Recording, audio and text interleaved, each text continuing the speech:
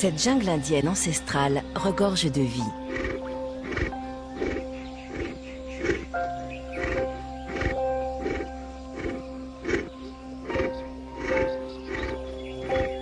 De terribles prédateurs y vivent.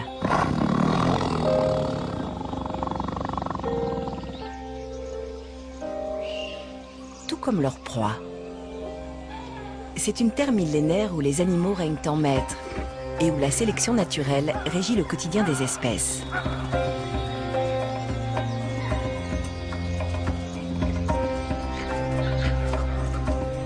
En Inde, les étés sont longs et chauds. Ici, les animaux doivent lutter pour survivre.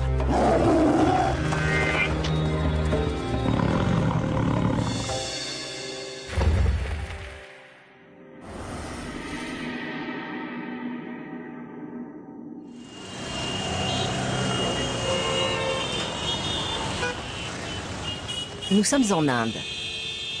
La densité de population est presque 3 fois plus élevée qu'en France. Elle atteint en moyenne 400 habitants par kilomètre carré.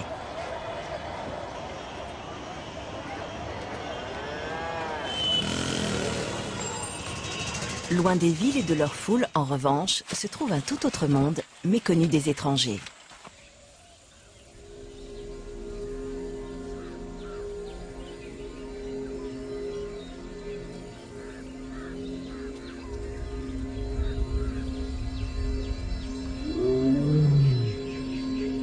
Nous entrons dans un univers dominé par les animaux, où l'homme doit se faire discret.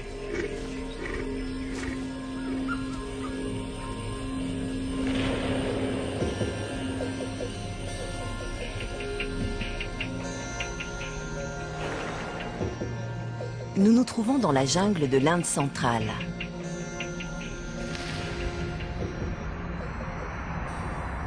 Ces zones de jungle sont vieilles de plusieurs millions d'années. Aujourd'hui encore, de vastes étendues sont restées intactes. Cette partie de l'Inde est un habitat naturel. Sa faune est très diversifiée.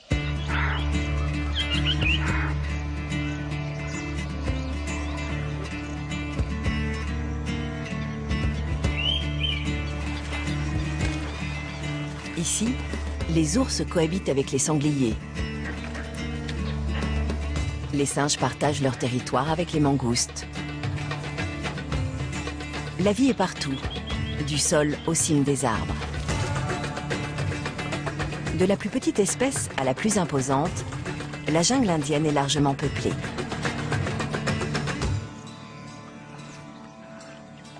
Ici, l'œuvre de Rudyard Kipling, Le livre de la jungle, prend vie.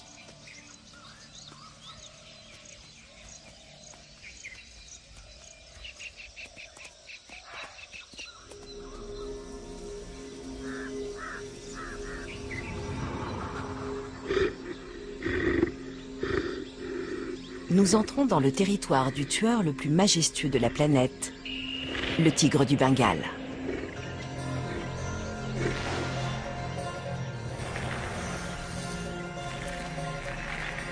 Ce chasseur solitaire, rapide et puissant, qui peut peser jusqu'à 260 kg et mesurer jusqu'à 3 mètres, peut tuer d'une simple morsure. De tous les félins, c'est lui qui possède les plus grandes canines. Elles peuvent mesurer jusqu'à 7,6 cm.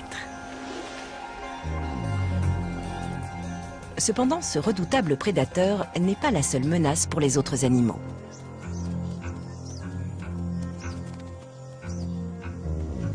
La saison sèche vient de débuter.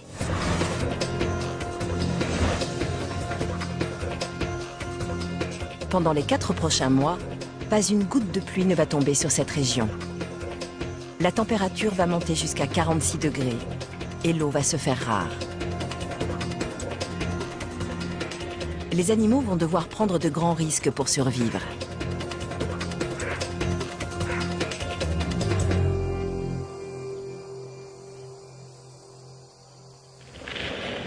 Février.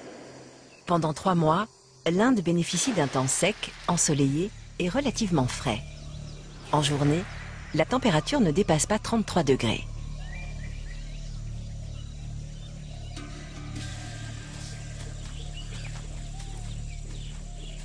Près d'un point d'eau situé au cœur de la jungle, le mâle dominant de la région patrouille sur son territoire. Affaibli par de précédents combats, mais toujours vigoureux et téméraire, il est prêt à défendre ce coin de jungle au péril de sa vie.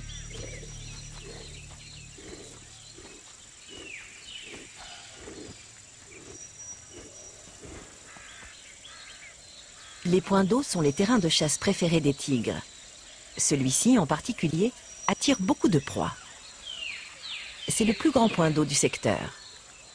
De nombreux animaux viennent s'y abreuver, notamment parce que c'est le seul qui ne s'assèchera pas complètement au cours des mois à venir.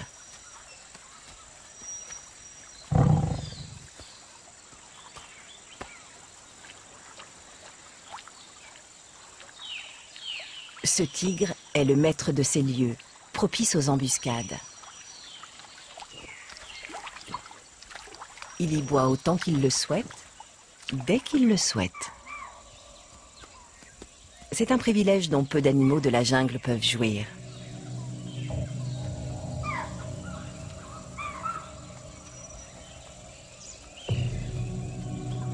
Ce tigre a 8 ans et pèse environ 220 kilos.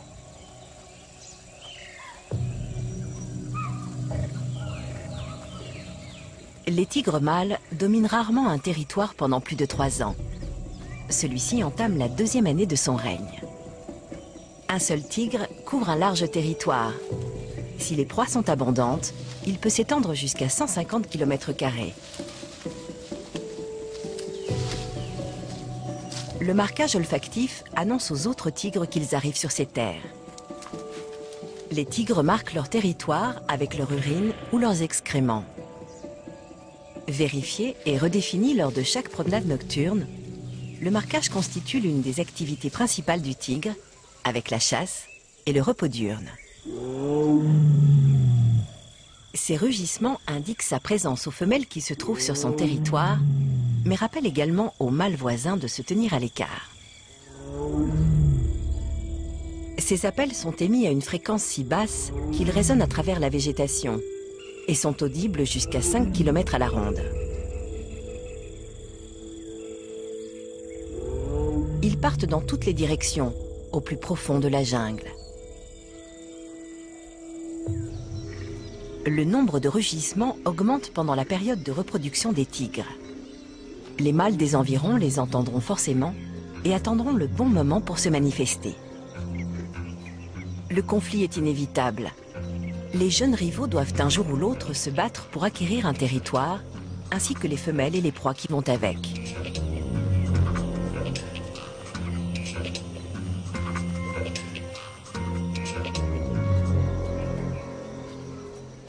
Ce coin de jungle foisonne de proies. Il risque fort d'appâter d'autres tigres. Le tigre a une certaine préférence pour le sambar. Il s'agit de la plus grande espèce de cerf en Inde. Grâce à son 1,50 m et à ses 270 kg, un seul spécimen adulte peut nourrir une famille de tigres pendant toute une semaine. Dans la jungle, la visibilité est réduite à quelques mètres. Les sambars doivent donc s'appuyer sur leurs autres sens pour prédire les attaques. Leur odorat est très affûté et leur permet de repérer un prédateur à plus d'1 kilomètre. De plus, leurs oreilles pivotent à 180 degrés. Ils peuvent ainsi percevoir le moindre bruit. Grâce au coussinet de ses pattes, le tigre avance presque sans bruit dans la jungle. Sa démarche feutrée est si souple qu'il semble à peine effleurer le sol. Lorsqu'il a repéré une proie, le tigre se met à l'affût, presque immobile. S'il avance, c'est pas à pas, mais il attend généralement que sa victime se rapproche à une dizaine de mètres de lui.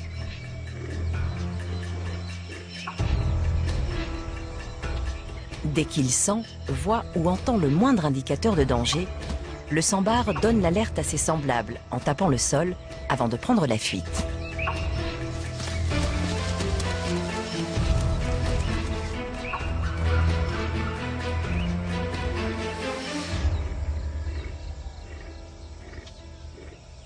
L'embuscade est la seule technique de chasse que connaisse ce prédateur. Même s'il est rapide, les sambares peuvent facilement le distancer.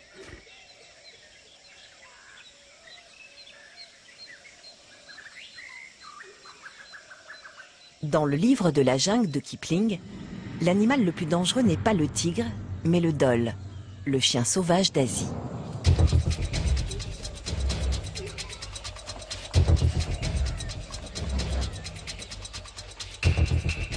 Le dhole vit en meute. Elles peuvent comprendre jusqu'à 40 individus. Ces chiens peuvent peser jusqu'à 18 kg. Ils sont 10 fois moins gros que le tigre, mais compensent cette faiblesse physique en chassant en groupe. Ils communiquent par aboiement, couinement et autres sifflements. Ces redoutables chasseurs peuvent tuer une proie de presque 200 kg, soit plus de 10 fois leur propre poids. Ils la déchiquettent et la dévorent rapidement, bien souvent alors qu'elle est encore en vie. On raconte qu'ils s'attaqueraient même aux tigres et qu'ils seraient capables de les tuer.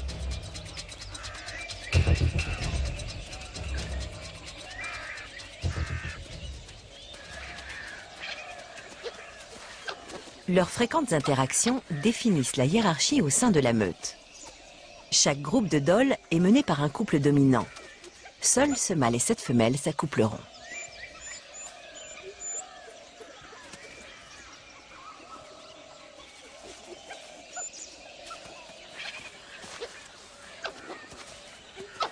Un peu à l'écart de la meute, un autre couple s'est formé. C'est l'unique façon qu'ont les dholes non dominants de se reproduire et d'élever des petits.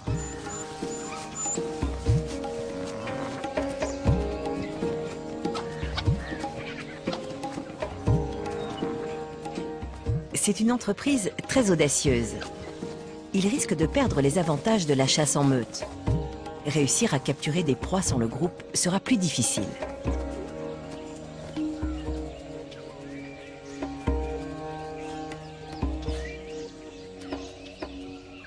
Ils entament leur nouvelle vie à l'écart de la meute en urinant d'une façon bien particulière.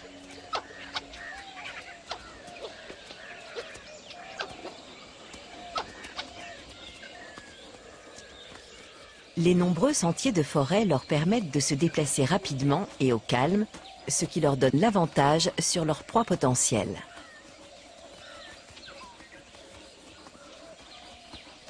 Malgré tout, chasser n'est pas simple dans une forêt où il est facile de repérer le moindre mouvement.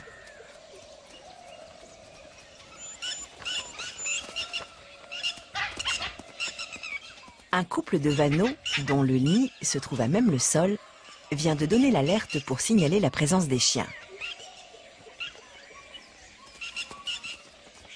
Ils vont harceler les deux dholes jusqu'à ce qu'ils décident de renoncer et de partir en quête d'une autre proie.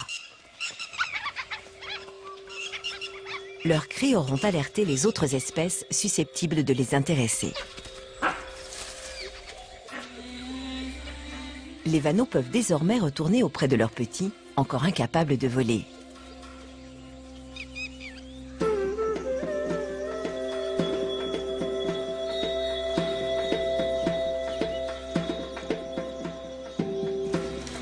Un autre habitant de la jungle indienne est l'antelle. Ce singe se nourrit des fruits du mawa. Selon la mythologie indienne, les antelles seraient les descendants du dieu singe Hanuman.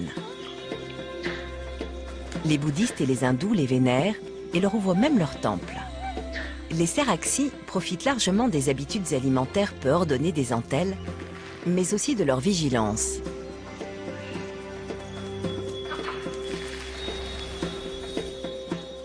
Dans cette jungle hostile et truffée de prédateurs, il est toujours bon d'avoir un ami haut placé.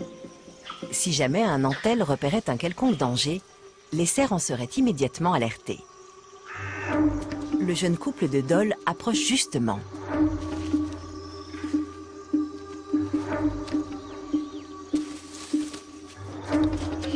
Il aperçoit une proie potentielle.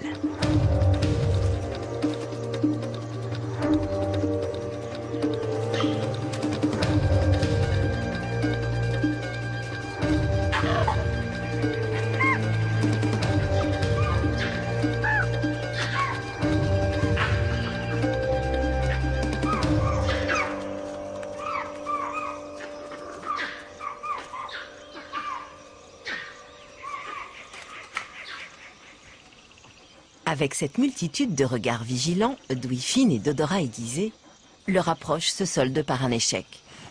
Décidément, chasser sans l'aide de la meute leur est bien difficile.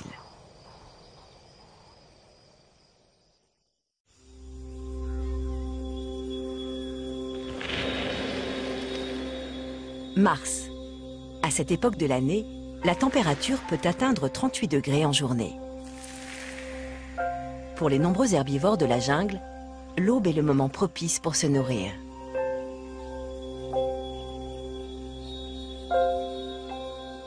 Les céraxis préfèrent brouter sur les grands espaces verts dégagés. Sur ces plaines, les embuscades sont moins à craindre.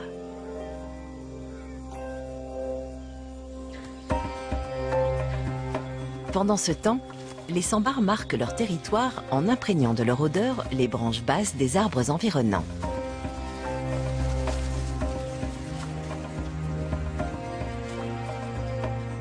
Le minjac, aussi appelé cerf aboyeur, est la plus vieille espèce de cerf au monde.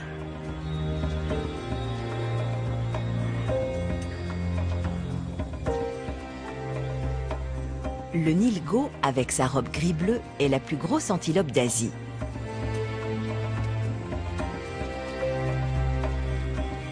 Tous se retrouvent au lever du soleil pour se nourrir à l'abri des prédateurs. Parmi eux, on trouve également le gor, le plus gros bovin du monde.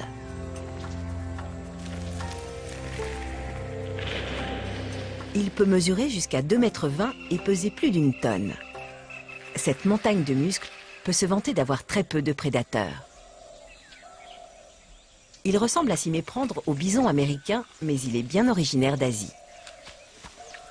Ce colosse passe près de 8 heures par jour à manger.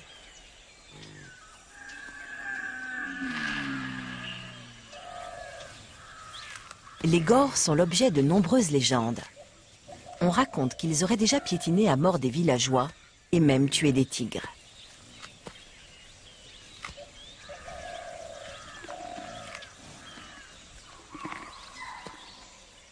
Soudain, un cri d'alerte les perturbe.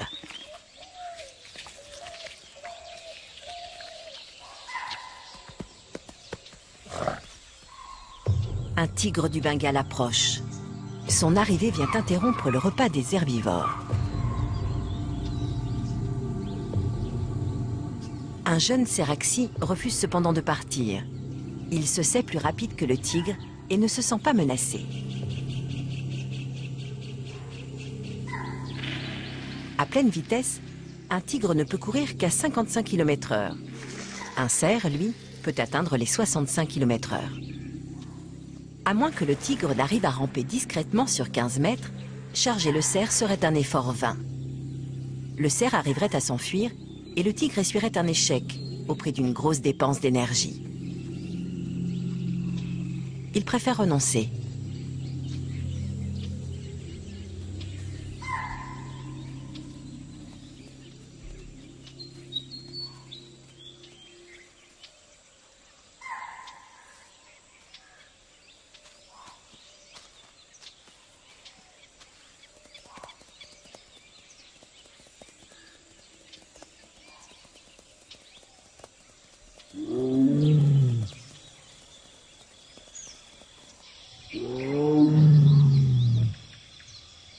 Le tigre repart à la recherche d'une femelle.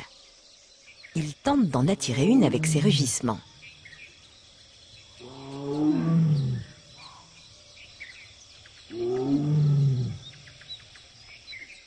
Une jeune tigresse est justement allongée au milieu des bambous.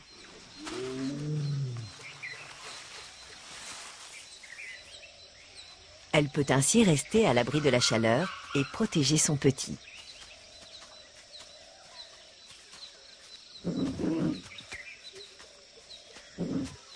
Chez les tigres, un petit sur 3 ne survit pas à sa première année.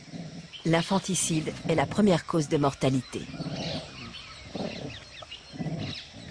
Les tigres mâles ont pour habitude de tuer les petits qui ne sont pas les leurs. De cette façon, la femelle redevient disponible et accepte de s'accoupler à nouveau. Pour l'instant, cette tigresse et son petit restent à l'abri des regards, cachés par la végétation.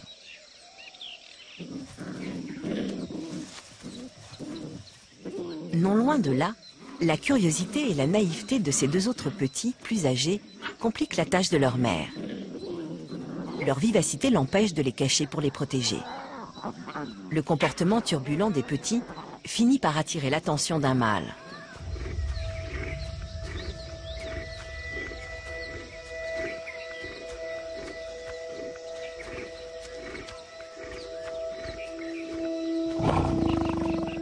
Un tigre mâle peut avoir des petits de plusieurs femelles. Toutes ces familles sont souvent éparpillées un peu partout sur son vaste territoire. Mais si les petits ne sont pas les siens, il les tuera. Cette fois-ci, il n'en sera rien. Les tigreaux vont même saluer leur père.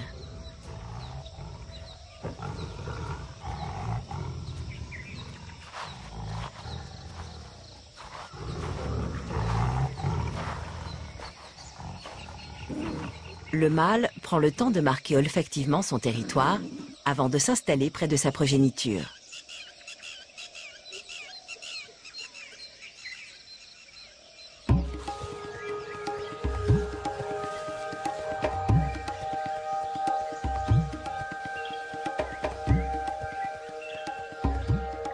La forêt est tapissée de feuilles mortes. La nature fait son travail. Elles seront bientôt décomposées par les insectes.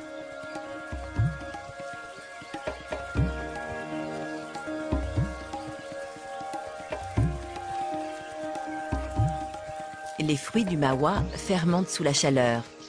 Un puissant alcool s'en dégage. Les langurs, l'autre nom donné aux entelles, s'en régalent.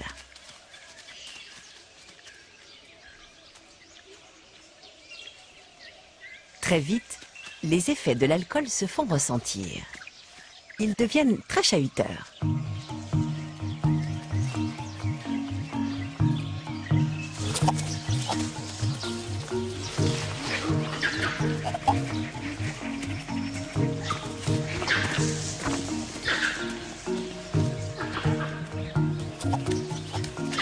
Certains d'entre eux se querellent.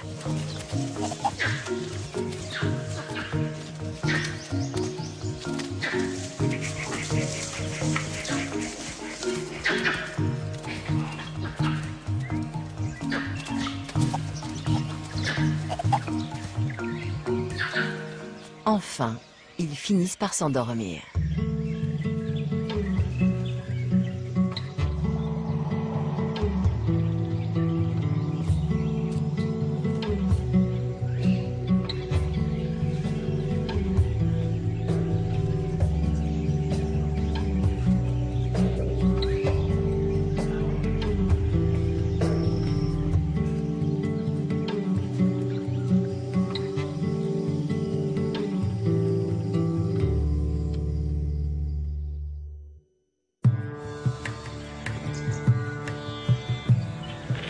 Avril. La saison sèche s'est résolument installée dans cette jungle indienne.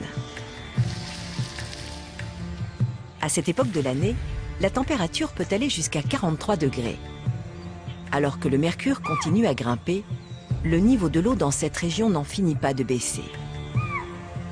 Le pouvoir du mâle dominant, maître du point d'eau, prend tout son sens.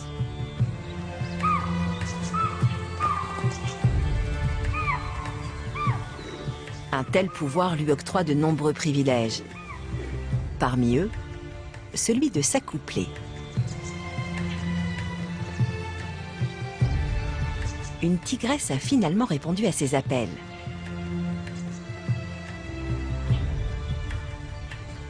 Elle fait connaître ses intentions au mâle.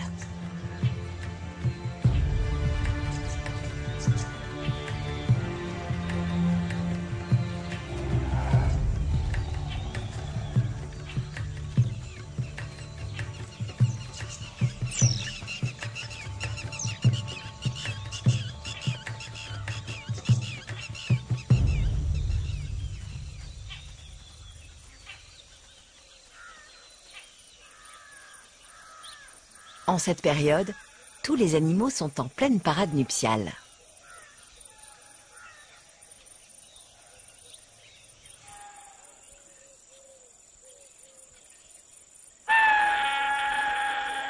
Poussés par leurs hormones et débordant de testostérone, les cerfs axi mâles se battent pour les femelles.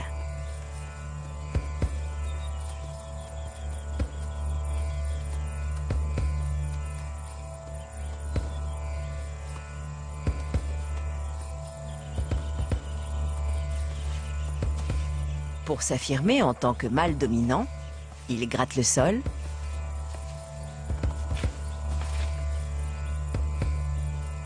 et déracinent l'herbe à l'aide de leur bois. Ils paradent les uns à côté des autres. Si leurs efforts ne paient pas, ils s'engagent dans un combat.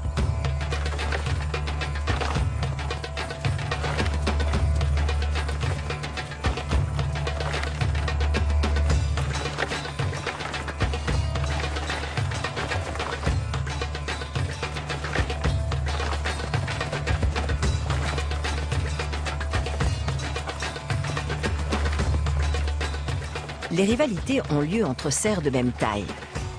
Les deux adversaires se projettent de toute leur force l'un contre l'autre et entrechoquent bruyamment leur bois.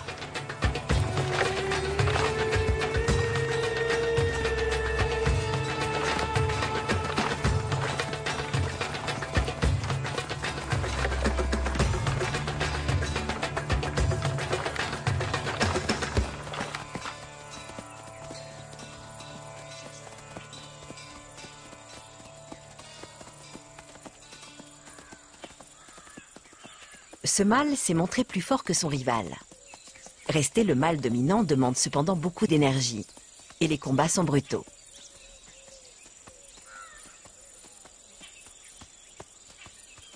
Le perdant s'éloigne pour lécher ses plaies.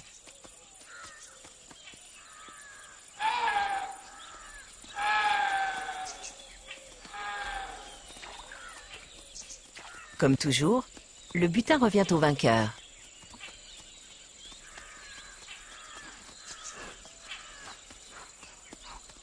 Son règne ne durera pas plus d'une saison, il est encore plus court que celui du tigre.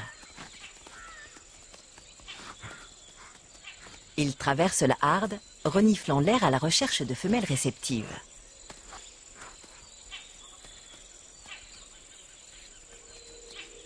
Dans toute cette agitation, le cerf a baissé sa garde. Une occasion en or se présente enfin pour le couple de jeunes dholes.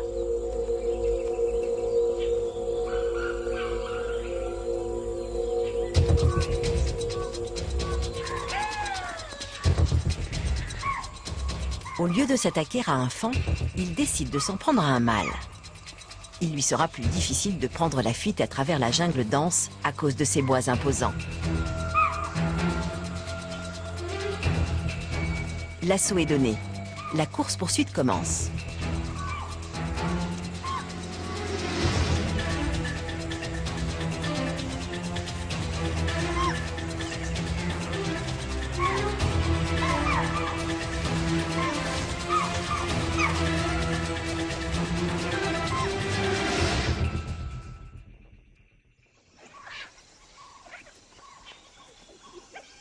Une proie comme celle-ci nourrira le couple pendant toute une semaine. Cependant, pour la conserver, ils vont devoir se méfier des tigres qui risquent d'être attirés par ce repas facile.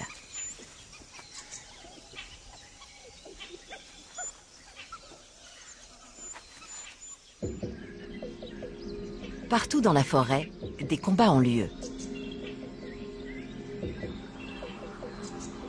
De nombreux animaux perdent la vie, même les plus petits.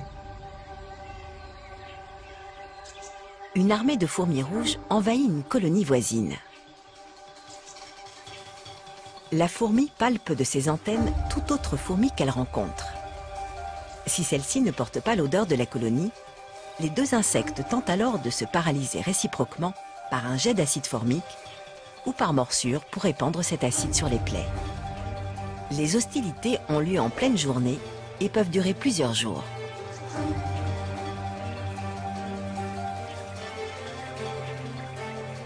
Elles s'accrochent au terrain à l'aide de leurs puissantes mâchoires et immobilisent leurs adversaires grâce à leur venin.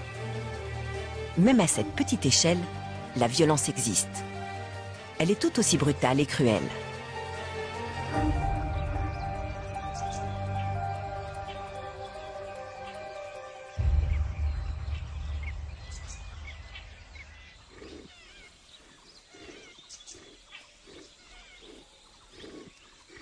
Le tigre dominant qui contrôle le point d'eau est toujours avec sa femelle. Les tigres sont les seuls félins, avec les jaguars, qui apprécient le contact de l'eau. Ils peuvent passer des heures à se baigner pour se rafraîchir.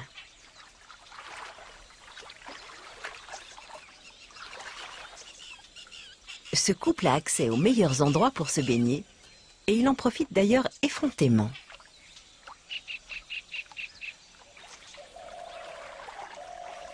Plus loin dans la forêt, un jeune mâle s'est également trouvé une femelle. Ce couple doit rester caché et se contenter d'un point d'eau plus petit.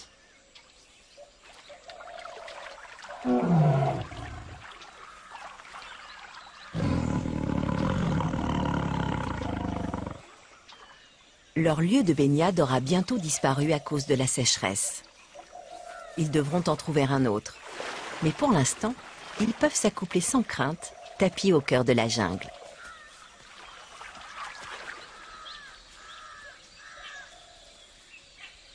Le mâle dominant décide de regagner l'ombre, toujours accompagné de sa partenaire.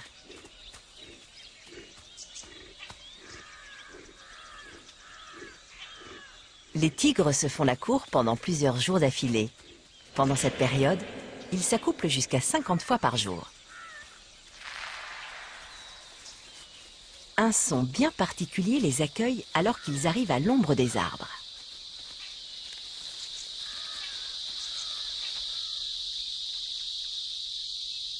De tous les insectes, c'est la cigale qui a le chant nuptial le plus bruyant. Il peut atteindre 110 décibels et rivaliser avec le bruit d'une scie. Le mâle fait vibrer une membrane qui s'étend de part et d'autre de son corps pour attirer les femelles. Ce craquettement est amplifié lorsqu'il traverse tout son corps.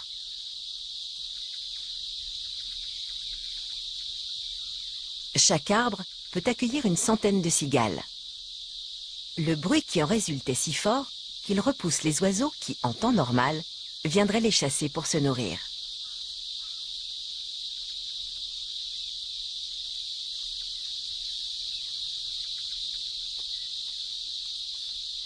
Les femelles trouvent le mâle qui leur est le plus approprié en repérant son chant parmi ce vacarme monotone.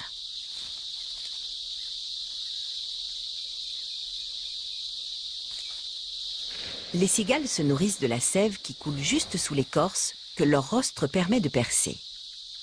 Elles extraient le sucre contenu dans la sève et rejettent le surplus de liquide. Une véritable pluie de liquide végétal s'abat alors sur la forêt.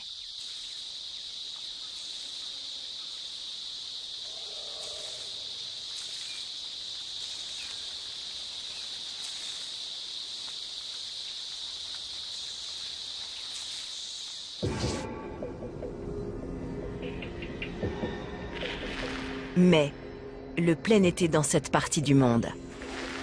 La température grimpe jusqu'à 45 degrés. Pas une goutte de pluie n'est tombée depuis 4 mois et il ne pleuvra pas avant juillet.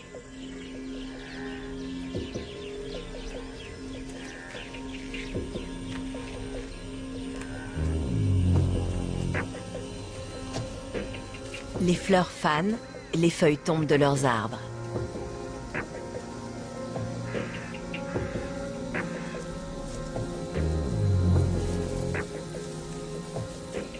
Une colonie de faucheux, des arachnides aux pattes longues et fines, s'est rassemblée à l'ombre d'un arbre pour se protéger de la chaleur.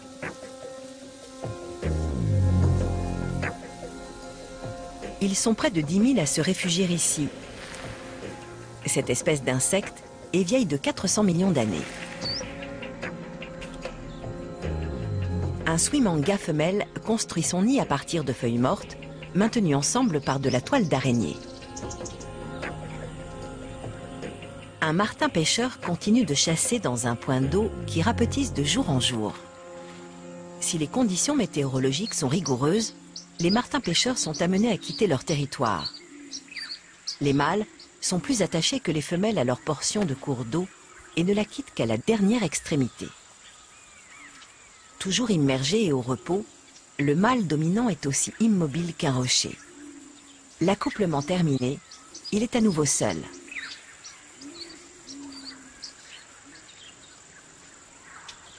L'intense chaleur modifie les techniques de chasse des tigres. Au lieu de traquer leur proie, ils attendent près des points d'eau que des victimes potentielles se manifestent.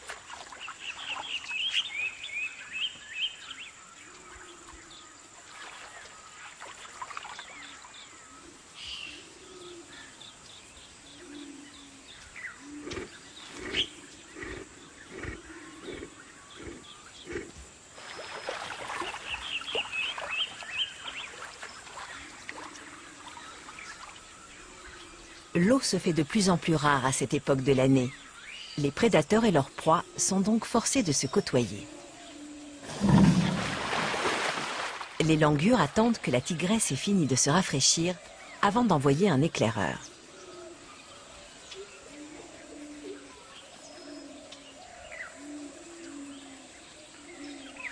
Il s'assure que la voie est libre et que les prédateurs sont partis avant d'approcher.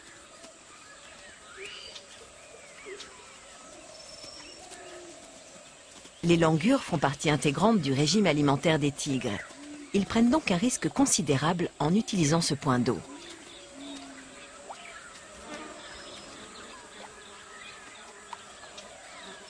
Un membre du groupe monte toujours la garde.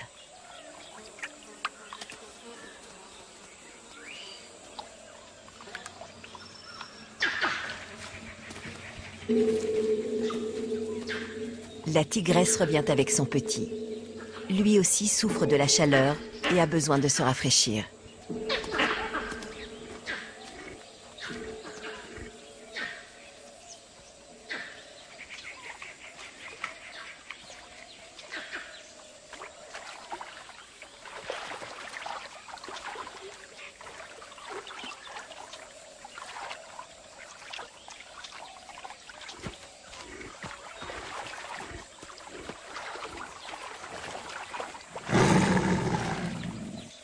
Très vite, 3 autres les rejoignent.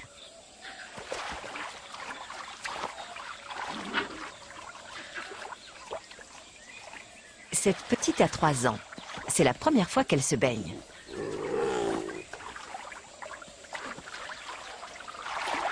En moyenne, une tigresse élève une douzaine de petits au cours de sa vie. Chacun d'eux restera avec elle jusqu'à l'âge de 2 ans.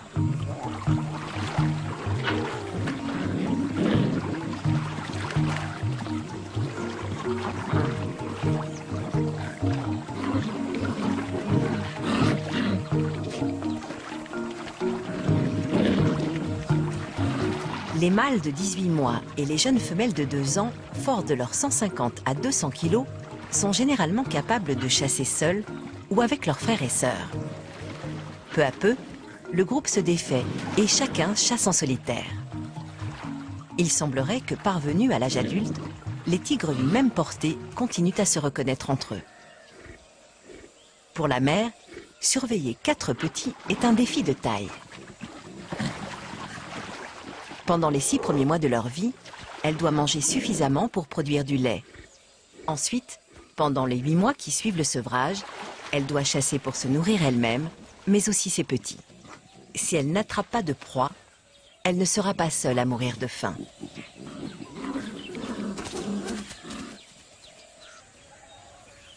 Les tigres manquent rarement une occasion de partir à la chasse.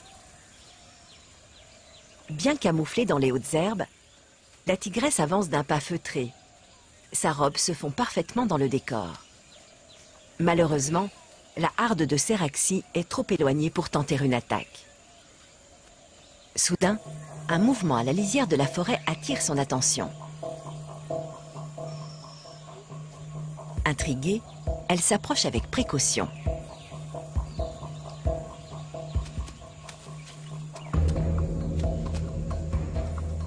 Une tigresse qui élève des petits est toujours sur le qui-vive.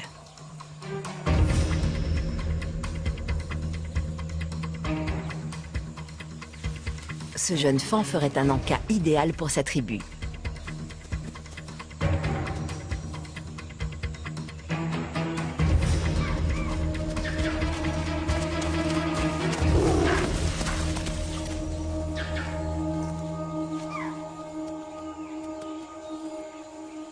D'un coup de mâchoire, elle fait suffoquer sa jeune victime. Il s'agit là d'un maigre repas qui sera rapidement dévoré.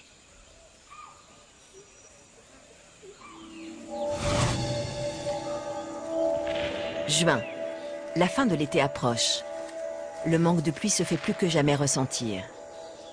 Désormais, les températures atteignent 39 degrés en journée. La saison sèche est de plus en plus difficile à supporter.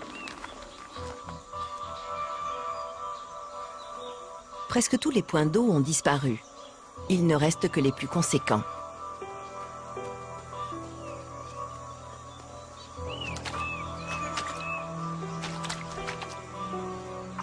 Le niveau n'est même plus assez profond pour les anguilles ou les poissons-chats. Les hérons se font une joie de nettoyer le lit des mares.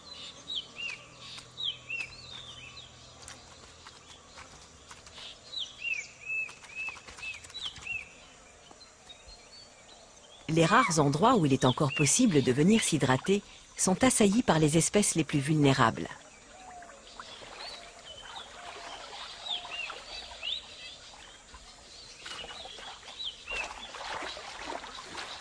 Certains s'installent dans la boue pour se rafraîchir. De plus, elle les protège du soleil et des piqûres d'insectes.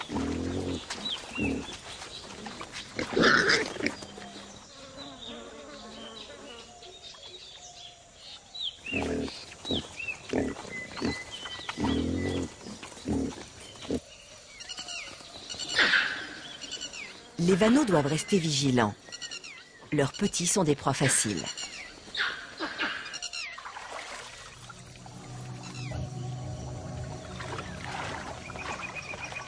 La meute de dholes est une menace. Sa présence se fait ressentir.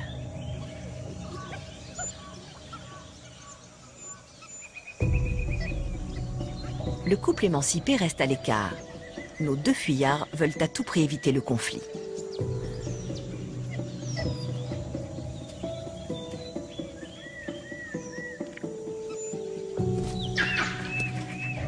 Le manque d'eau crée une atmosphère tendue. Les animaux sont irritables et désespérés.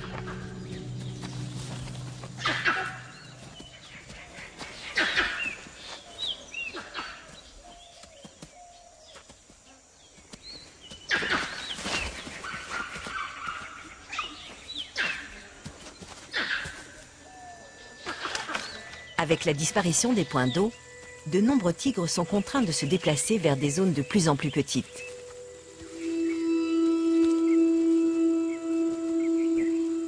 Les territoires finissent par se chevaucher.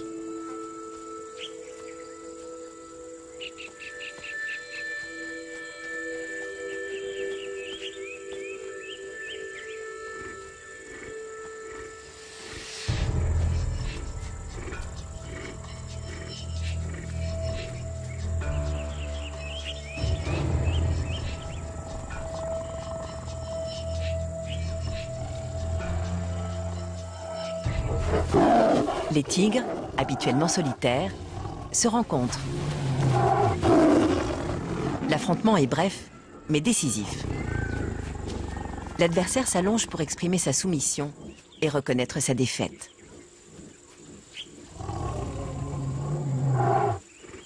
Le vainqueur s'éloigne pour reprendre possession de son territoire.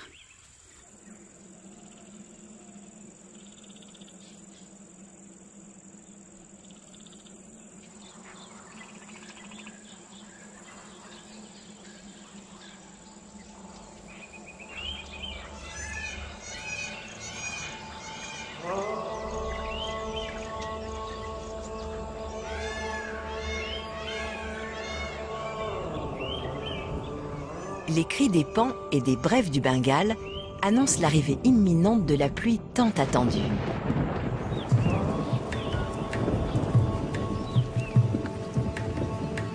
Depuis des mois, pas une goutte n'est tombée sur la jungle. Ces pluies sont salvatrices. Il ne s'agit encore que de faibles averses, mais d'ici quelques jours, la végétation se régénérera.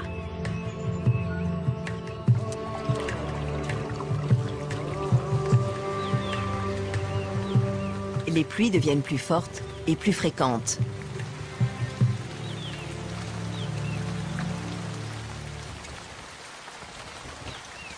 La jungle se métamorphose. Juillet. La végétation s'est densifiée. La jungle retrouve ses couleurs et ses richesses. Elle abonde de nourriture. La température devient clémente. En journée, il fait environ 30 degrés. Les pâturages foisonnent à nouveau, au plus grand soulagement des sambars, des cerfs et des gores. Les langurs ont retrouvé leurs fruits de prédilection en abondance. Pour les tigres et les dholes, les proies sont à nouveau au rendez-vous. Le mâle dominant garde son territoire pour une nouvelle saison.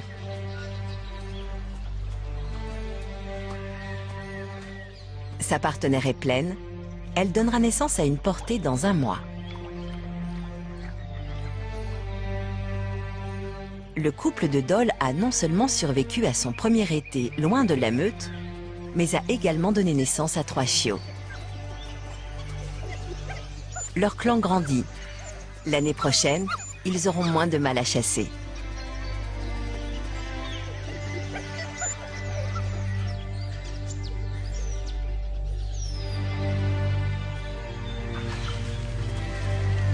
L'œuvre de Kipling est une fiction. Voici la réalité d'une histoire qui se perpétue depuis des milliers d'années. Chaque instant est miraculeux et symbolique. Ici, chaque jour est une nouvelle victoire.